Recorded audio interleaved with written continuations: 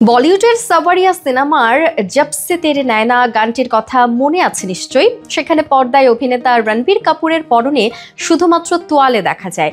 গানটিতে রণবীরকে তোয়ালে পরে বিভিন্ন ভঙ্গিতে নাচতেও দেখা যায়। নাচের পর্যায়ে হাত ফসকে খুলে যায় তোয়ালে, আর সঙ্গেই ক্যামেরার লং শটটি চলে আসে মিড শটে। সাওয়ারিয়া সিনেমা ছিল রণবীর কাপুরের ডেবিউ মুভি, আর প্রথম কাজেই ধামাকা দেখিয়ে দর্শকের মন কাড়েনি নায়ক। কিন্তু এর পেছনে ছিল তার বহু পরিশ্রম, পড়তে হয়েছিল নানা নাজেহাল অবস্থার মধ্যে।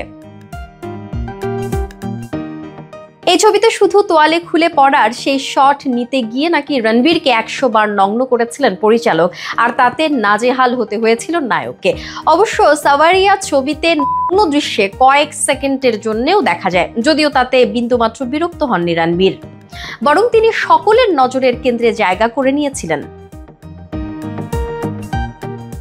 তবে বলা যায় ওই ছবি থেকেই বলিউড পেয়েছিল তার আগামী সুপারস্টারকে। প্রথম ছবিতেই শত শত নারী অনুরাগীদের মন জয় করে নিয়েছিলেন রণবীর, আর এখন তো তিনি বলিউডের অন্যতম স্তম্ভ।